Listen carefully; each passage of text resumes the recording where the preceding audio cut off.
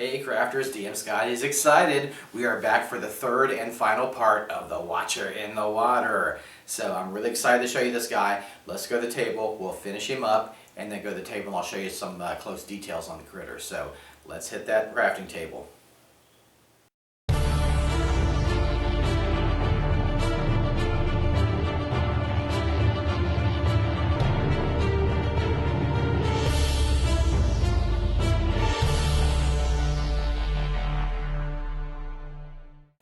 So guys, here's my tentacle. I've spray painted it flat black, and I've got metallic black acrylic I'm going to put on there. And this will give us a nice kind of shiny sheen that I like. So I'm going to use a metallic black on there. And we'll just cover up the whole tentacle with it. If it gets on the base, that's okay. We're going to repaint the base anyway, so don't worry too much about that. But we're not intending to paint the base, but if you do, don't worry about it. And now I've got the body itself. Same thing, I've spray painted it flat black, and I'm going to use my metallic black and just cover it. I'm putting this on fairly wet just to make sure it's easier to put on. You know, I don't want to have to fight with the paint to get it on. You don't need a super thick coat since it's already spray painted black anyway. But this gives it, it's hard to see while it's wet, but it gives it a nice kind of metallic sheen. It just helps make it look wet and make the details stand out also. So we'll just finish that up. And now that's dried up, I'm going to use a blue-gray and do a little bit of dry brushing on this guy. So just very lightly, don't overdo it. I'm using a cheap painter's brush here. Yeah, don't overdo this, but see those how the suction cups are popping out on the tentacle there? So it gives a little nice detail. Do the same thing with the body. See that detail starting to pop out. Wow, look at that. Okay, now I'm going to paint the base. I'm going to use a dark blue. And this is going to be some murky water this thing's coming out of. I'm going to use a little bit of gray, blue-gray on the base too. And just kind of blend those two in like a kind of a pattern going around the tentacle itself. I'll let that dry up. Okay, so it's all dried up. You can see there's a little bit of variation in color on there. But now I want to add some texture to this. So I'm going to actually put the hot glue on top of the hot glue that I already put on it and painted. And this will give a nice look of water around this thing, because it gives, see how that's making it really stand out as far as the reflections on there, and it's also just giving it some nice detail. Be careful you don't push too hard because you don't want to melt the glue that you already have on there. So be a little careful with it. There we go, look at that, looking great.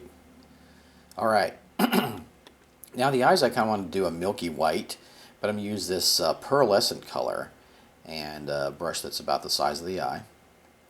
And the eye was just a bead that we put in the sculpture. Okay, so I'm putting this on fairly thin, very watered down. I'm not worried about if I get it on the critter a little bit. I'll just touch that up. So fill that eyeball in. And when that dries up, it's going to give a nice kind of milky color to the eye that I really like. You can wet a little bit if you feel it's too thick, or take some of the paint off. Okay, now I want to do the maw of the creature, so I'm going to use this very dark red and just paint inside the mouth there. And top also. It's almost like a dark cherry red. Then I'm going to use this tan and kind of blend it into the red, and this will give a nice kind of variation and highlight into the maw there. So just paint those ridges that I've got going on in there. Kind of blend it a bit. You always come back with some red if you need to. So there we go. Pretty cool. Let that dry up, and that'll darken up quite a bit. Okay. Now I'm going to touch up around the eyes with the metallic black.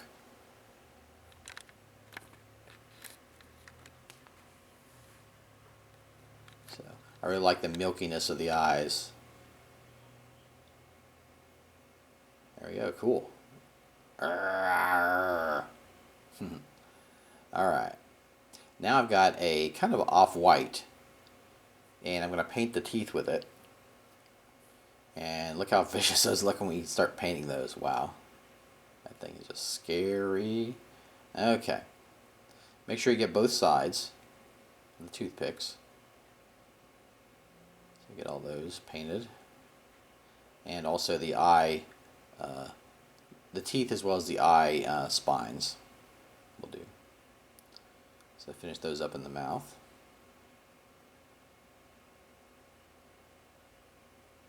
Be careful not to get it on the critter, but you can always touch it up if you make a mistake. There we go, they're starting to pop out.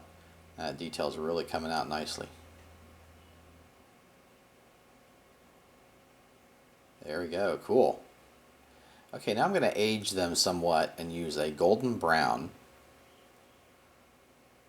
And I'll just kind of put it on the spines and the teeth. And it's going to be very light. I'm not putting it on heavy. It's very watered down. But this gives it a little bit of age. It doesn't just look like a gleaming white tooth or spine. Okay.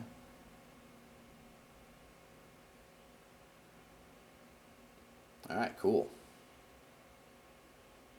Nasty. Alright, here's a tentacle.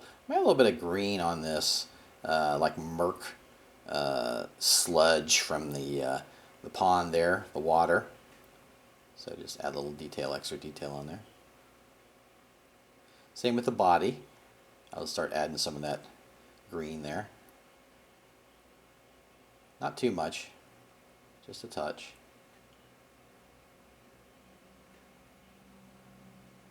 Alright, nice. Yeah, awesome. That'll dry pretty dark too. Alright, now the last step is I'm going to use this double strength gloss spray, and it's a lot easier than trying to paint this on by hand. We want this guy to look really wet and glossy, so I'm going to hit it with this and then we'll come back to the table and see what it looks like. Wow, look at this guy in all his glory. Isn't this super cool? I really love it. I'm only showing actually 7 tentacles right now, but I did do 8. So let's take a closer look at one of the tentacles. And I really think those beads made nice suction cups. I really like that grasping hand on the end with the toothpicks. All the texture on the tentacle and the water. I think the water came out really nice. That super gloss really helped to give it a wet appearance. And here's the body itself. I think it really has, I like those dead eyes, those gnarly teeth, the spines over the eyes. It just looks like it could swallow somebody whole. And all that detail we just put on there with the hot glue gun. That's not even sculpted on there, that most of the body detail, just the face. So I'm really happy with it. And there we go, the Watcher in the Water. Hey crafters, I hope you enjoyed this third and final part of the Watcher in the Water. If you did, make sure to give your Scotty a like. Also, make sure to subscribe and share. Let's share this crafting love. Also, I have forum and Facebook groups, so check those out in the description below the video. And I'm also a new member of Patreon, which supports artists like myself, producing work that you can enjoy. So if you do like this work and you get something out of it, please support me on Patreon. And last but not least, go forth and craft. Oh, Big G, I just want to tell you how much I love you, man. I love you. Yeah, kid, quit bothering me. I'm thinking.